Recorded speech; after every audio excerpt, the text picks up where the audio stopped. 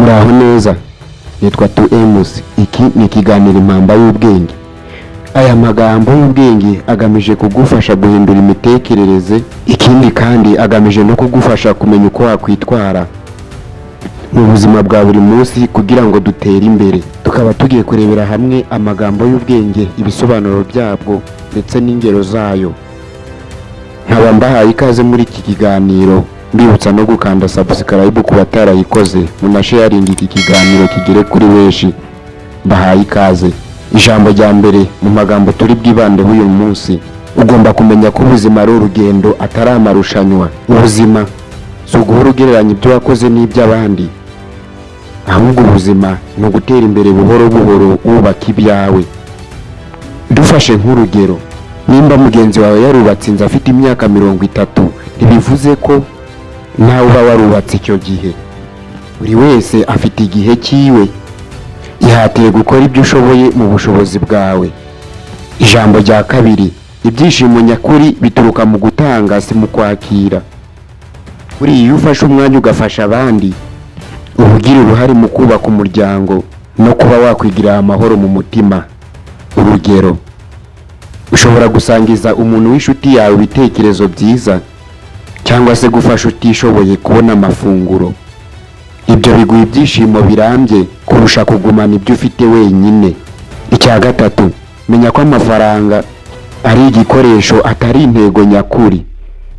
Amafaranga si yatuma umuntu abaho neza gusa, ahubwo amafaranga ni ubushobozi bwo kugera ku ntego z'ubuzima nka serivisi nziza ndetse n'ubworoherane n'umutekano. Dufashe nk'urugero, ushobora kugira amafaranga menshi ariko ukabaho utishimye kubera kutamenya kuyakoresha mu buryo bwubaka ubuzima bwawe, ubuzima ndetse burimo umunezero. Icya kane: ibyo biba nibyo usarura.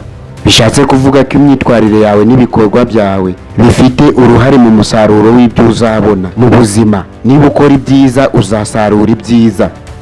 Reka dufate nk'urugero, umwarimu wihata gukunda abanyeshuri be no kubafasha gusobanukirwa amasomo, abagiye kubona abanyeshuri batsinda neza.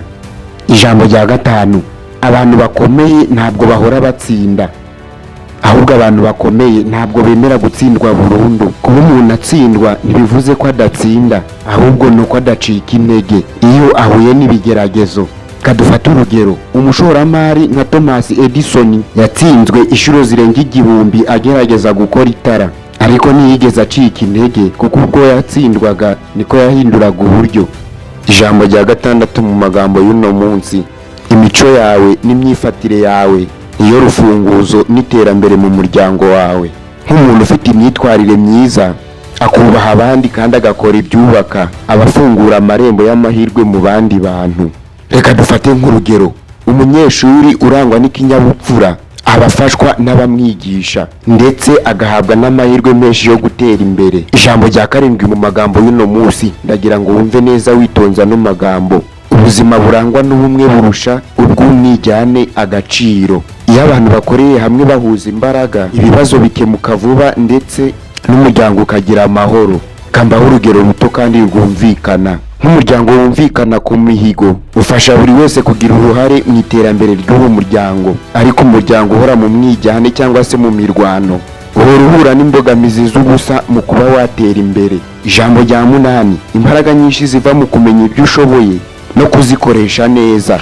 Aho guharanira gukora ibintu byose, shyira ingufu mu byo ubasha gukora neza kurusha ibindi, kandi ugomba kubikora ubyitondeye. Nk'urugero, umukozi ushobora gusobanura ibintu mu buryo bwihuse akabikora neza, afite amahirwe yo gutera imbere mu kazi kurusha wa wundi ushora imbaraga mu byo adashoboye.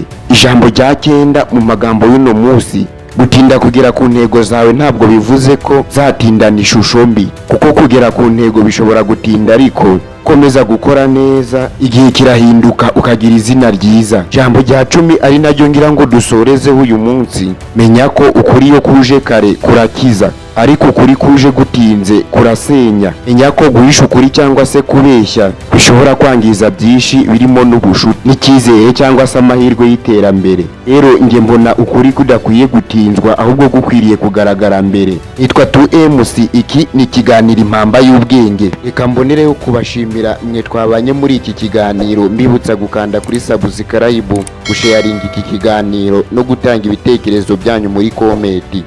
Ndabashimiye.